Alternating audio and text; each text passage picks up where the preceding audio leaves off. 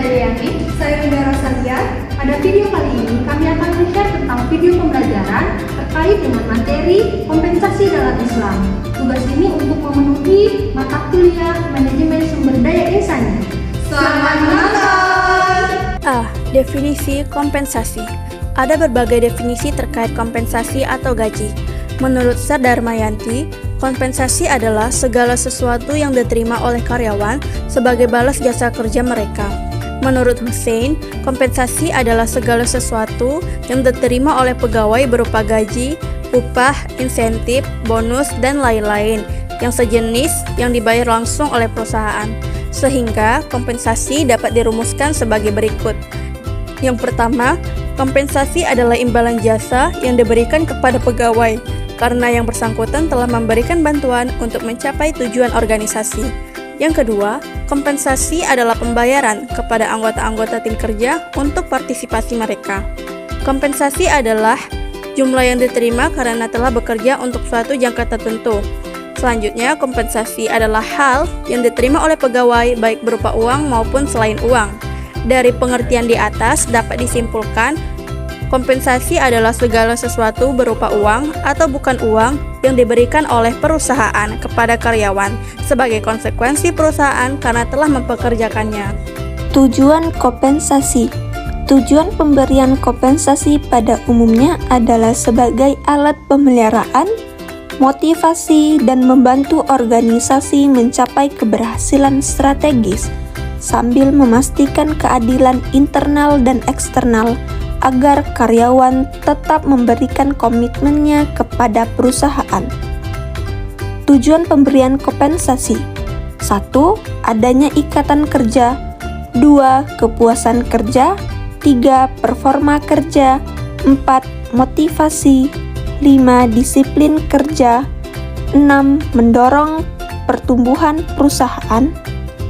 Menurut Faisal Rifai dan Elaji, tujuan kompensasi yang efektif meliputi A. Memperoleh SDM yang berkualitas. B. Mempertahankan karyawan yang ada.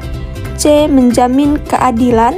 D. Penghargaan terhadap perilaku yang diinginkan. Adapun menurut Noto Atmojo, tujuan dari kebijakan pemberian kompensasi: A. Menghargai prestasi karyawan. B. Menjamin keadilan gaji karyawan. C. Mempertahankan karyawan atau mengurangi turnover karyawan. D. Memperoleh karyawan yang bermutu. Sedangkan menurut Schuller dan Jackson, kompensasi dapat digunakan untuk A. Menarik orang-orang yang potensial atau berkualitas. B. Mempertahankan karyawan yang baik. C. Meraih keunggulan kompetitif. D. Memudahkan sasaran strategis. E. Mengokohkan dan menentukan struktur. Kompensasi dalam Islam tidak terbatas hanya berupa imbalan material duniawi saja, seperti gaji, upah, atau harta kekayaan lainnya. Melainkan, Islam juga memberikan imbalan yang bersifat ukhrawi, berupa pahala, amal soleh, dan surga. Allah berfirman dalam Quran Surah Al-Mu'minun ayat 72, artinya, atau kamu meminta upah kepada mereka, maka upah dari Tuhanmu adalah lebih baik, dan Dia adalah pemberi rezeki yang paling baik. Islam mengajarkan bahwa jumlah gaji harus cukup untuk menutupi kebutuhan karyawan, terutama dengan mempertimbangkan standar atau biaya hidup yang berlaku. Perlu diketahui oleh pemberi kerja bahwa gaji harus diberikan segera setelah pekerjaan diselesaikan. Nabi Shallallahu Alaihi Wasallam mengatakan, berikan kepada seorang pekerja upahnya sebelum keringatnya kering. Hadis riwayat Ibnu Majah, Sahih. Pemberi kerja harus menahan diri untuk tidak menunda pembayaran karyawannya, karena karyawan mungkin sangat membutuhkan uang untuk kebutuhan pribadi ataupun keluarganya. Dalam konteks dunia kerja pada masa sekarang, setiap perusahaan melakukan pemberian kompensasi dengan cara yang berbeda-beda, baik dari segi waktu, besar kecilnya kompensasi, atau upah masing-masing pekerja yang sesuai dengan pangkat, jabatan, ataupun golongannya. Bagaimanapun juga, Dalam prinsip administrasi Islam, kompensasi dalam arti sebenarnya tidak hanya terbatas pada pengertian moneter atau materialistik, tetapi yang lebih penting adalah keridhaan Allah dan surga yang sudah dijanjikannya. D. Upah atau gaji. Upah atau gaji merupakan pembayaran yang diberikan oleh majikan kepada pekerja atas usahanya terlibat dalam proses produksi. Upah dalam bahasa Arab disebut al-ujrah.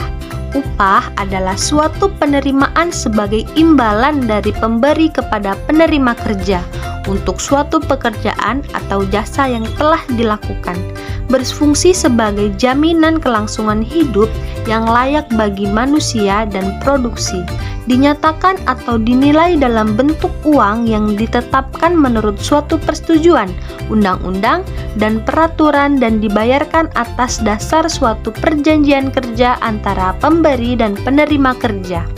Upah yang wajar dalam artian tidak seorang pun yang dirugikan adalah apa yang dibutuhkan oleh seorang pekerja, yaitu biaya hidup dengan batas minimum. Penentuan upah tidak boleh didasarkan perkiraan batas taraf hidup yang paling rendah atau tingginya tarif tertentu. Menetapkan upah yang adil bagi pekerja sesuai dengan syariah bukanlah pekerjaan mudah.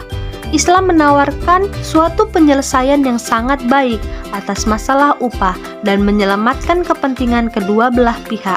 Upah ditetapkan dengan cara yang paling tepat tanpa harus menindas pihak manapun sehingga pihak memperoleh bagian yang sah dari hasil kerjasama tanpa adanya ketidakadilan terhadap pihak lain.